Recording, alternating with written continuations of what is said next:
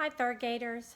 Today we're going to continue reading Trumpet of the Swan, and we are on chapter 12, A Rescue, which begins on page 118 in your book. And remember to have your packet ready. I'll point out the vocabulary words as we come to them. Lewis liked to sleep on the lake. At night, after blowing taps, he would waddle down to the sandy beach by the dock. There he removed his slate, his chalk pencil, and his trumpet and hid them under a bush. Then he shoved off into the water. As soon as he was afloat, he would tuck his head under a wing. For a while he would doze and think about home and his parents. Then he would think about Serena, how beautiful she was and how much he loved her. Pretty soon he would be fast asleep. When daylight came, he would swim ashore and eat a light breakfast of water plants. Then he'd put on his things, climb onto the flat rock, and blow reveille. The boys, hearing the trumpet, would wake and rush to the dock to swim before breakfast. After supper at night, the campers would often play volleyball. Lewis loved the game. He couldn't hop around as fast as the boys, but he could reach far out with his long neck and poke the ball into the air and over the net. It was very hard to get a ball past Lewis. He could return almost any shot. When the boys chose sides at the start of the game, Lewis was always the first to be chosen. The boys loved camp life in Ontario. They learned how to handle a canoe. They learned to swim. Sam Beaver took them on nature walks and taught them to sit quietly on a log and observe wild creatures and birds. He showed them how to walk in the woods without making a lot of noise. Sam showed them where the kingfisher had his nest, in a hole in the bank by a stream. He showed them the partridge and her chicks. When the boys heard a soft "co-co, co-co," Sam told them they were listening to the saw-whet owl, smallest of the owls, no bigger than a man's hand. Sometimes, in the middle of the night, the whole camp would wake to the scream of a wildcat. Nobody ever saw a wildcat during the entire summer, but his scream was heard at night. One morning, when Sam was playing tennis with Applegate Skinner, Sam heard a clanking noise. He looked behind him, and there, coming out of the woods, was a skunk. The skunk's head was stuck in a tin can. He couldn't see where he was going. He kept bumping into trees and rocks, and the can went clank, clank, clank. "That skunk is in trouble," said Sam, laying down his racket. "He's been to the dump looking for food. He poked his head into that empty can, and now he can't get it out." The word spread quickly through the camp that a skunk had arrived. The boys came running to see the fun. Mr. Brickle warned them not to get too close. The skunk might squirt them with perfume. So the boys danced around, keeping their distance and holding their noses. The big question was how to get the can off the skunk's head without getting squirted. "He's going to need help," said Sam. "That skunk will starve to death if we don't get that can off." All the boys had suggestions. One boy said they should make a bow and arrow, tie a string to the arrow, and shoot the arrow at the can. Then, when they hit the can, they could pull the string and the can would come off the skunk's head. Nobody thought much of that suggestion. It sounded like too much work. Another boy suggested that two boys climb a tree and one boy could hang by his feet from the other boy's hands, and when the skunk walked under the tree, the boy who was hanging by his feet could reach down and pull the can off. And if the skunk squirted, the perfume wouldn't hit the boy because he would be hanging in the air. Nobody thought much of that suggestion. Mr. Brickle didn't like it at all. He said it was extremely impractical, and furthermore, he wouldn't permit it. Another boy suggested that they get a block of wood, smear it with glue, and when the skunk knocked against it, the can would stick to the block of wood. Nobody thought much of that suggestion. Mr. Brickle said he didn't have any glue anyway. While everybody was making suggestions, Sam Beaver walked quietly to his tent. He returned in a few minutes with a long pole and a piece of fish line. Sam tied one end of the fish line to the pole. Then he tied a slip knot in the other end of the line and formed a noose. Then he climbed to the roof of the porch and asked the other boys not to get too close to the skunk. The skunk all this time was blundering around, blindly bumping into things. It was a pitiful sight. Sam, holding his pole, waited patiently on the roof. He looked like a fisherman waiting for a bite. When the skunk wandered close to the building, Sam reached over, dangled the noose in front of the skunk, slipped the noose around the can, and gave a jerk. The noose tightened and the can came off. As it did so, the skunk turned around and squirted right at Mr. Brickle, who jumped back, stumbled, and fell. All the boys danced around, holding their noses. The skunk ran off into the woods. Mr. Brickle got up and dusted himself off. The air smelled strong of skunk. Mr. Brickle smelled too. "Congratulations, Sam," said Mr. Brickle. "You have aided a wild creature and have given Camp Kookooskoos a delicious dash of wild perfume. I'm sure we'll all remember this malodorous event for a long time to come." "I don't see how we can very well forget it."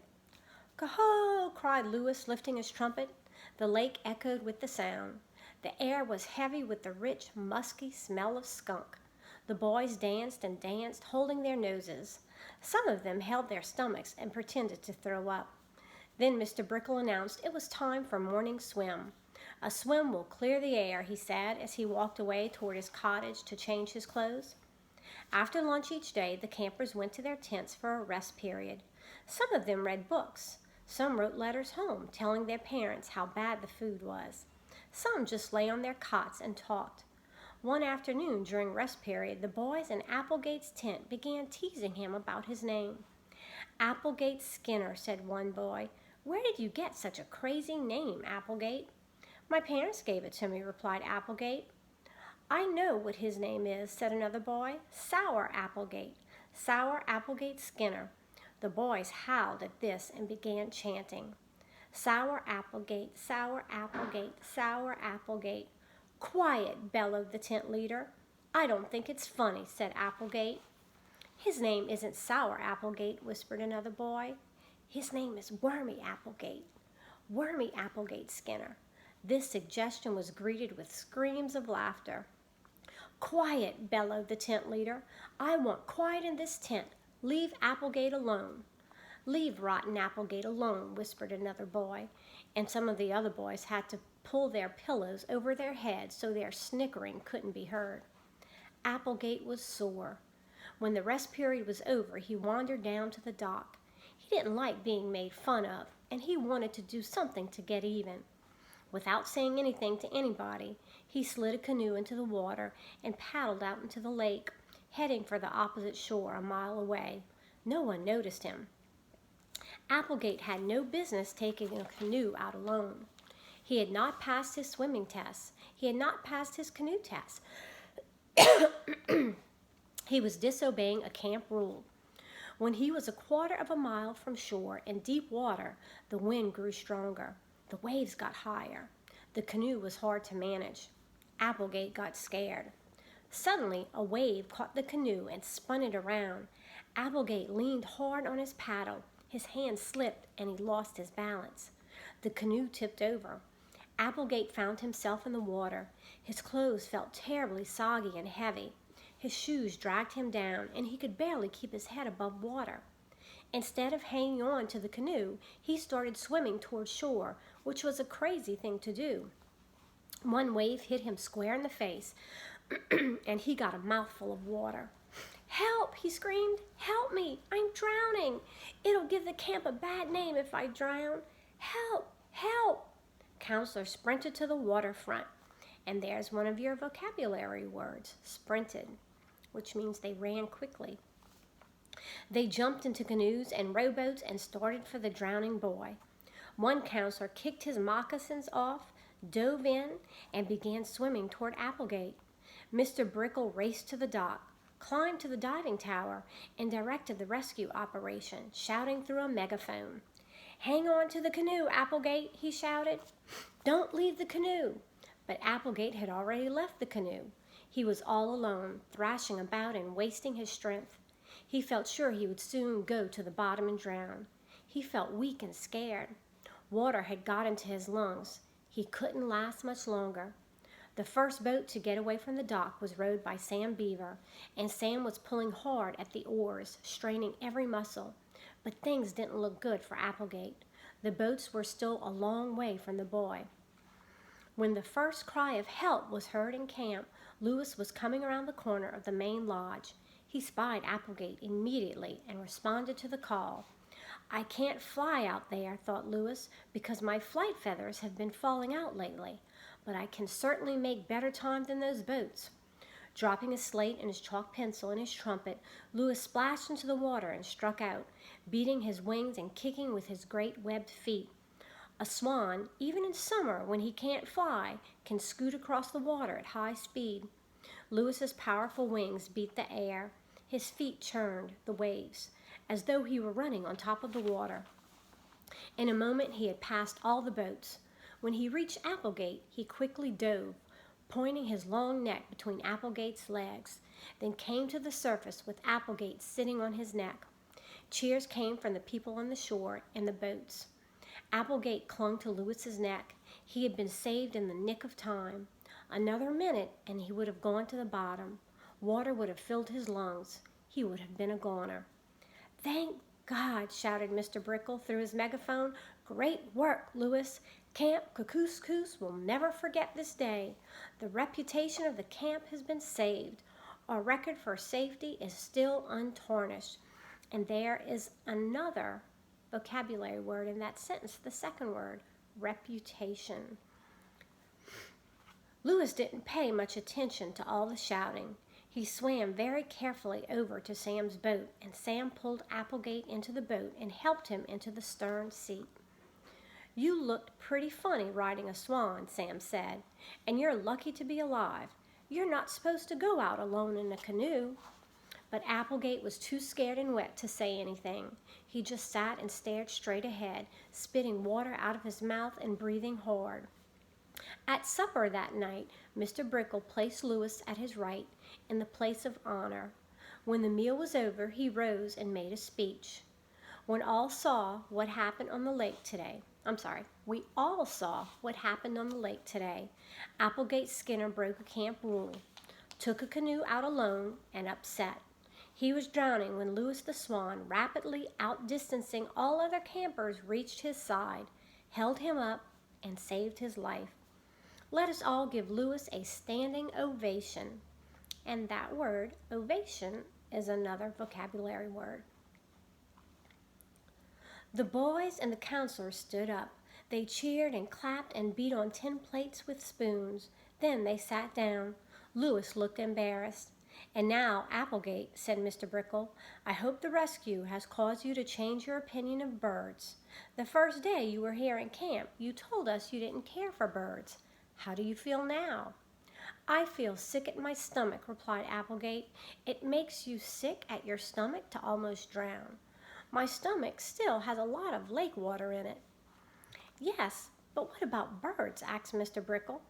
Applegate thought hard for a moment. "Well," he said, "I'm grateful to Lewis for saving my life, but I still don't like birds." "Really?" said Mr. Brickle. "That's quite remarkable. Even though a bird saved you from drowning, you don't care for birds? What have you got against birds?"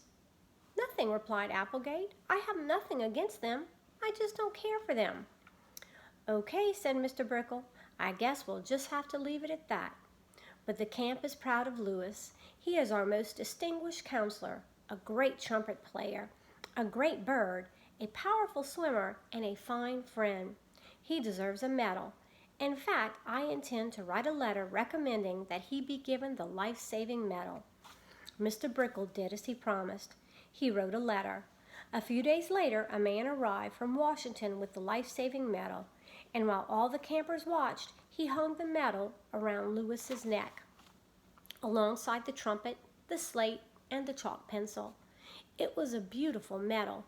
Engraved on it were the words, "To Lewis the Swan, who with outstanding courage and complete disregard for his own safety saved the life of Applegate Skinner." Lewis took off his slate and wrote, "Thank you for this medal. It is a great honor." But he thought to himself, "I'm beginning to get overloaded with stuff around my neck. I've got a trumpet, I've got a slate, I've got a chalk pencil, now I've got a medal. I'm beginning to look like a hippie. I hope I'll be able to fly when my flight feathers grow in again." That night, when darkness came, Louis blew the most beautiful taps he had ever blown. The man who had brought the medal was listening and watching. He could hardly believe his ears and his eyes. When he returned to the city, he told people that he had seen what he had seen and heard. Louis's fame was growing. His name was known. People all over were beginning to talk about the swan that could play a trumpet. And that is the end of chapter 12. And you can go ahead and answer chapter 12 questions in your packet. See you next time, Thorogators.